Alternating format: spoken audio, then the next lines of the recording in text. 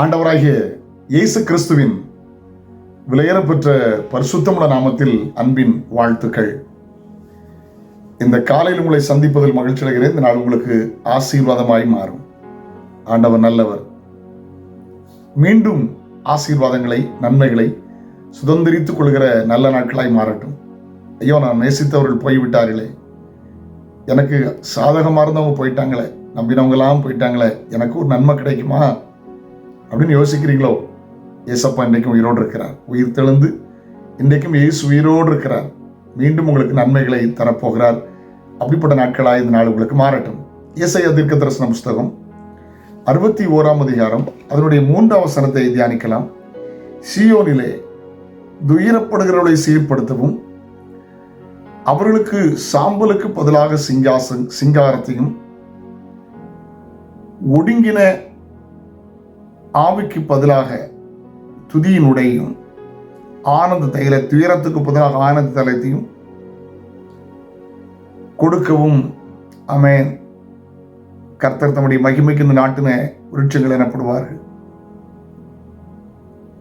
இந்த வசனத்தை பார்த்தீங்கன்னா, சீயோனிலே துயரப்படுவர்களை சீர்படுத்த அவர்களுக்கு சாம்பலுக்கு பதிலாக சிங்காரத்தையும், ஆமென், ஒடுங்கின ஆவிக்கு பதிலாக ஆனந்த தைலத்தையும், ஆமென், ஹல்லேலூயா, பிரைஸ் தி லார்ட், கொடுக்கவும் என்னை ஆண்டவர் அபிஷேகித்தார் என்று அவர் சொல்லுகிறார். இயேசு கிறிஸ்துவனுடைய வாழ்வை குறித்த தீர்க்க தரிசனம் அது. இயேசு கிறிஸ்து திரும்ப கொடுக்கிறவர். ஒடுங்கினவனுக்கு ஆனந்த தைலத்தை, துதியின் ஆடையை கொடுத்து சிங்காசனத்தை கொடுத்து அவர் ஆளுகை செய்ய வைக்கிறார். ஆண்டவர் கிறிஸ்து திரும்பவும் அதை செய்வார். மறுபடியும் ஒரு சந்தர்ப்பத்தை தருகிற ஆண்டவர். The God of second choice. Hallelujah.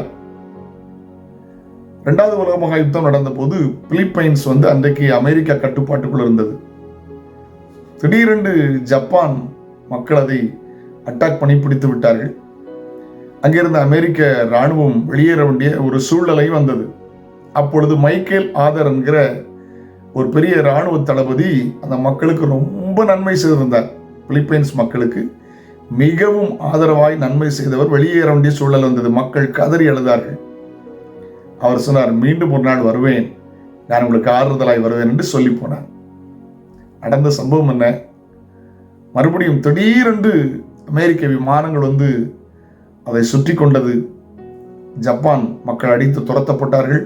Philippines மறுபடியும் அமெரிக்கா வசமாய் மாறது. இது சரித்திரம். அந்த மக்களின் விருப்பம் கண்ணீர் நிறைவேறிவிட்டது. அவனுடைய வார்த்தை அவளை தெளிவாய் சொல்லுகிறது.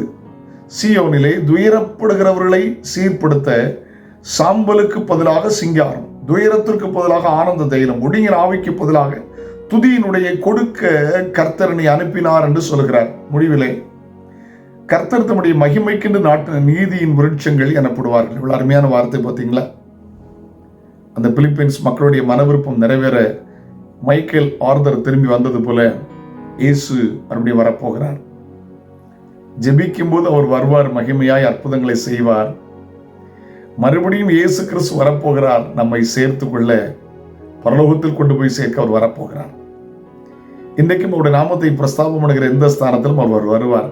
ஆமென். திரும்பவும் உங்களை உயிர்ப்பிப்பார், திரும்பவும் உங்களை கட்டுவார், திரும்பவும் உங்களை ஆசீர்வதிப்பார், திரும்பவும் உங்களை நிலைநாட்டுவார். ஹல்லேலூயா. ஆமென். முடிந்து விட்டது நண்ணுகிறீர்களோ?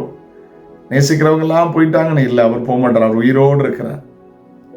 ஆமென். இந்த தேவன் என்னென்றைக்கும் உள்ள சதாகாலம் நம்முடைய தேவன். மரண வரைந்து நம்மை நடத்துவார். அந்த இயேசுவை சார்ந்து கொள்ளுங்கள்.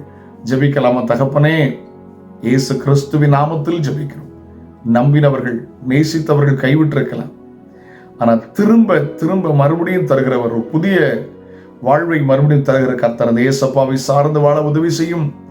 எதை எதை இழந்தார்களோ திரும்ப கர்த்தர் கொடுப்பீராக. இயேசப்பா அவர்களை ஆசீர்வதியும்.